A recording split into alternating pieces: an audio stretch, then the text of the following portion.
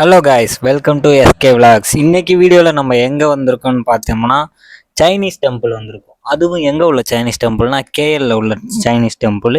இந்த சைனீஸ் டெம்பிளோட ஸ்பெஷல் என்னன்னு பார்த்தீங்கன்னா, ஆசியாலேயே வந்து பிக்கெஸ்ட் டெம்பிள் வந்து இதுதான் first temple. Very very biggest temple Chinese டெம்பிள்லேயே. இது வந்து புத்திஸ்ட் டெம்பிள் சொல்லுவாங்க. புத்திசம் வந்து இங்கே புத்திசை வந்து வழிபடுறாங்க. நானும் இங்கே வந்தப்போ எனக்கு டிஃப்ரெண்ட்டாக இருந்துச்சு. அது இல்லாமல் இந்த ஆர்கிடெக்சரை பார்க்கறதுக்கு தான் மெயினாக வந்தேனே.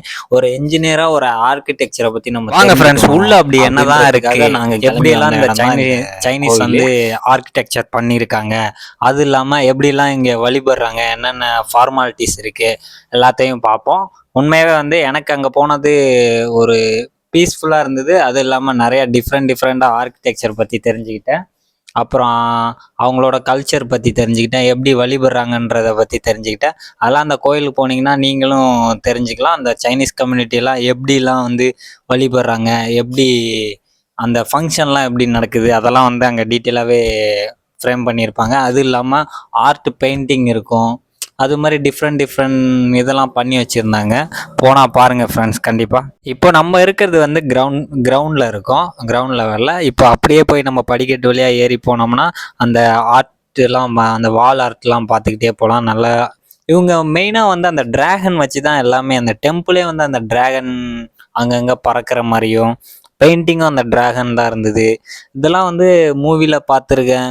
இப்போ வந்து நேரில் வந்து பார்க்குறப்ப ரொம்ப டிஃப்ரெண்ட்டாக இருந்துச்சு ஃப்ரெண்ட்ஸ். அது இல்லாமல் நம்ம நடந்து போகிற வழியெல்லாம் அந்த ஆர்ட் பண்ணி வச்சுருந்தாங்க, வால் ஆர்ட்டு. அதெல்லாம் உண்மையாகவே நல்லா இருந்தது.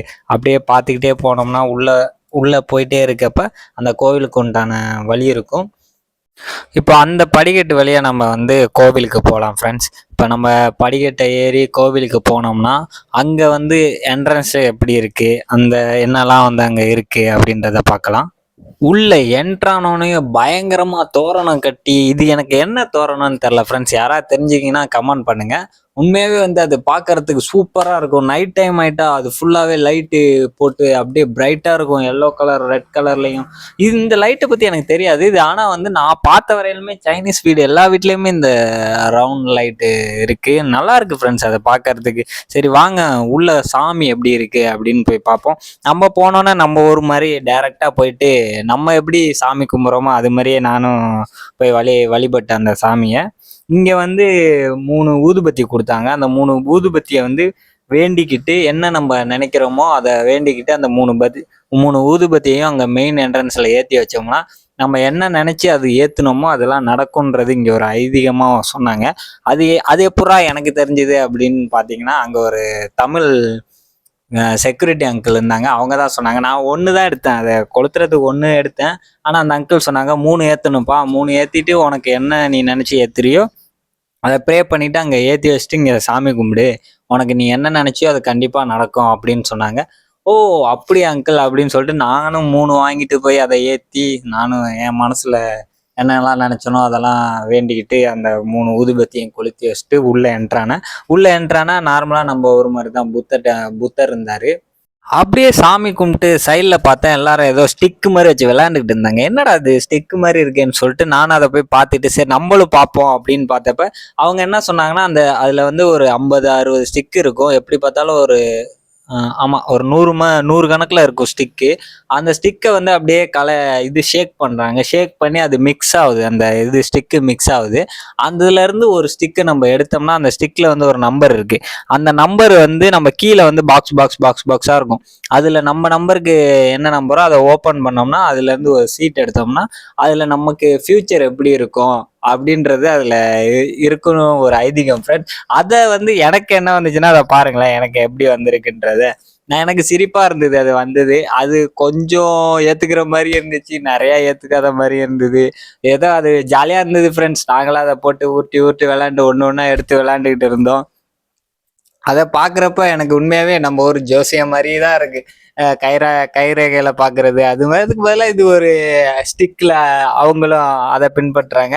அதில் வர்றதை நிறைய பேர் இன்ட்ரெஸ்டிங்காக எடுத்து படிச்சுட்டு இருந்தாங்க. நான் கூட சரி இங்கே இப்படி வருது, பக்கத்தில் போய் எப்படி வருதுன்னு பார்த்தா அங்கே பாசிட்டிவாக வருது, இங்கே கொஞ்சம் நெகட்டிவாக வந்துச்சு. அப்படியே நாங்கள் கோயிலேருந்து வெளியே வந்து பார்த்தோம்னா வெளியே வந்து அந்த மலை மேலே தான் அந்த கோவில் இருக்குது. அந்த மலையில் வந்து என்ன பண்ணியிருந்தாங்கன்னா ஆர்ட் பண்ணியிருந்தாங்க. அதுவும் பார்க்கறதுக்கு டிஃப்ரெண்ட்டாக இருந்தது. இந்த மலையிலே அந்த மணலில் வந்து அந்த ஹார்ட் ரெட் கலரில் ஹார்ட் போட்டு அதில் வந்து ஐ லவ் ஃபார் எவர்னு எழுதியிருந்தாங்க, லவ் ஃபார் எவர்னு எழுதியிருந்தாங்க. அதெல்லாம் உண்மையாகவே நல்லா இருந்தது. அப்படியே அந்த கோவிலில் வந்து இன்னொரு ஃப்ளோர் மேலே ஏறி போனோம்னா அங்கேருந்து பார்த்தோம்னா கேஎல் சிட்டி ஃபுல்லாகவே தெரியும் ஃப்ரெண்ட்ஸ். அந்த கோவிலோட அமைப்பு, கோவில் எப்படிலாம் கட்டியிருக்காங்க அப்படின்றத பார்க்கலாம். அது மேலே இருந்து அந்த டெம்பிளோட இதெல்லாம் வந்து ரொம்ப க்ளோஸில் தெரியும். அந்த சொன்னனே அந்த பல்பெல்லாம் கட்டியிருந்தாங்க ரவுண்டாக, அதெல்லாம் ரொம்ப க்ளோஸில் தெரியும். அதோட ஆர்கிடெக்சர்லாம் வந்து மேலே இருந்து பார்க்குற மாதிரி இருக்கும். இன்னும் மேலே போகலாம், இன்னுமே ஒரு ஃப்ளோர் மேலே போகலாம் ஃப்ரெண்ட்ஸ். அதில் போய் பார்த்தோம்னா அங்கேருந்து ஃபுல் கேஎல் சிட்டியையுமே பார்க்கலாம் ஓரளவுக்கு. ஏன்னா வந்து இந்த டெம்பிள் வந்து மலை மேலே இருக்கிறதுனால கொஞ்சம் கொஞ்சம் நல்லாவே வியூ இருக்கும். அந்த வியூ வந்து நல்லாவே தெரியும். இந்த கோவில் எங்கே இருக்குன்னு பார்த்தீங்கன்னா ஜலன் சைடு புத்ரா அப்படின்னு ஒரு ஏரியாவில் இருக்குது கேஎல்ல. இங்கே பாருங்களேன், அந்த டவர்ஸு பில்டிங்ஸு எல்லாமே வந்து அப்படியே அங்கேருந்து பார்த்தாலே தெரியும். அந்த வேர்ல்டு செகண்டு லார்ஜஸ்ட் டவர் தெரியுது பாருங்களேன். அது உண்மையாகவே வந்து நல்லா இருந்துச்சு ஃப்ரெண்ட்ஸ். நாங்கள் மேலே போனோம்னா அப்படியே நம்ம செகண்ட் ஃப்ளோர் ஏறி வந்தோம்னா அங்கேயும் வந்து உள்ள சின்ன சின்ன டெம்பிள்ஸ்லாம் வச்சுருந்தாங்க. அது என்ன கார்டன்லாம் எனக்கு தெரியல ஃப்ரெண்ட்ஸ். பட் நல்லா இருந்தது. சின்ன சின்ன வீடு மாதிரி அந்த மேலேயே செஞ்சு அதில் அந்த சிலைங்களை வச்சிருந்து அதுலேயுமே வந்து ஊதுபத்தியெல்லாம் இது பண்ணி அதுவும் பார்க்கறதுக்கே டிஃப்ரெண்ட்டாக இருந்தது. எனக்கு என்ன காடுன்னு தெரில, ஆனால் நானும் போய் எல்லாருமே ப்ரே பண்ணிவிட்டு நமக்கு எந்த காடு அந்த காடு இந்த காடெலாம் இல்லை, எல்லா காடும் நம்மளை நல்லா வச்சுருக்காங்களா, ஏதாவது ஒரு காடாவது நம்மளை நல்லா வச்சுருக்க மாட்டாங்களா, எல்லாத்துலேயும் வேண்டிடுறது. அது மாதிரி வேண்டிட்டு இங்கேருந்து இந்த இடத்துல இருந்து நம்ம பார்க்குறப்ப அந்த டெம்பிளோட வியூ ஃபுல்லாகவே பார்க்கலாம் ஃப்ரெண்ட்ஸ். அந்த ஆர்கிடெக்சரு எப்படிலாம் கட்டியிருக்காங்க அப்படின்னு. இந்த கோவில் எப்போ கட்டியிருக்காங்கன்னு பார்த்தீங்கன்னா 1894 ஆண்டில் கட்டியிருக்காங்க. அப்போவே இவ்வளோ பெரிய கோவிலை இவ்வளோ பிரம்மாண்டமாக கட்டியிருக்காங்கன்னா உண்மையாகவே வந்து இது ஒரு பார்க்கக்கூடிய விஷயம்தான். அதுவும் இல்லாமல் இந்த டெம்பிள் பற்றி சொல்லணும்னா ஆசியா கண்டத்திலே வந்து பெரிய டெம்பிள், சைனீஸ் டெம்பிள் அப்படி ஒரு நம்பர் 1 டெம்பிள் லிஸ்ட்டில் இருக்குது. இது நீங்கள் போனீங்கன்னா பாருங்கள் ஃப்ரெண்ட்ஸ், உண்மையாகவே நல்லாயிருக்கும். இதுவும் இந்த இடத்துக்கு போனீங்கனாலே உங்களுக்கு ஒரு ஹாஃப் டே போயிடும். கேஎல்லேருந்து நீங்கள் இந்த இடத்துக்கும் போய் பாருங்கள், நல்லாயிருக்கும். அது இல்லாமல் உள்ள அந்த சின்ன சின்ன வீடாக இருந்து அந்த உள்ள சாமியெல்லாம் இருக்குன்னு நல்லா அதெல்லாம் பாருங்கள். இப்படி தான் இருந்தது. அங்கே நம்மளும் ப்ரே பண்ணிவிட்டு அப்படியே நம்ம அங்கே உள்ள எல்லாத்தையும் சுற்றி பார்த்துட்டு வெளியே வந்தோம் ஃப்ரெண்ட்ஸ். நாங்கள் ஒரு 3 ஹவர்ஸ் 4 ஹவர்ஸ் இங்கே வந்து ஸ்பெண்ட் பண்ணியிருப்போம். அந்த அளவுக்கு பீஸ்ஃபுல்லாக இருந்தது. அதுவும் இல்லாமல் அவ்வளோ க்ரௌடாக இருந்தது நாங்கள் போனப்போ. எல்லாமே ஃபாரினர்ஸாக தான் வந்திருந்தாங்க. அதுபோல் இந்த டெம்பிளில் இன்னொரு விஷயம் என்ன எனக்கு பிடிச்சிருந்ததுன்னா, இந்த டெம்பிளை பொறுத்தவரையும் கொஞ்சம் மாடர்ன் ட்ரெஸ்ஸில் வரவங்களுக்குலாம் வந்து ஷால் மாதிரி கொடுத்துட்றாங்க. கீழேயும் சரி மேலேயும் சரி அதை கட்டிக்கிட்டு உள்ளே போகிற மாதிரி.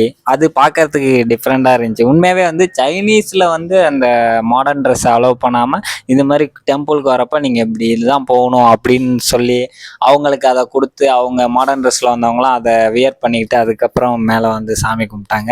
இது கொஞ்சம் பார்க்கறதுக்கு எனக்கு டிஃப்ரெண்ட்டாக இருந்துச்சு. சைனீஸ் டெம்பிள்லே இப்படி பண்ணுவாங்களா அப்படின்னு. அது எல்லாமே ஷேர் பண்ண. இந்த டெம்பிளோட நேம் என்னன்னு சொல்லலாம் பாருங்களேன். இந்த டெம்பிளோட நேம் என்னன்னு பார்த்தோம்னா தீன்ஹவ் டெம்பிள்னு சொல்லுவாங்க. இது கேரளாலேருந்து ரொம்ப பக்கம் தான். நீங்கள் போட்டிங்கனாலே தீன்ஹவ் டெம்பிள்னு போட்டிங்கனாலே இது நியர்பையில் காமிக்கும். நீங்கள் போய் பார்க்கலாம். ரொம்ப டிஸ்டன்ஸ்ன்னு சொல்ல முடியாது.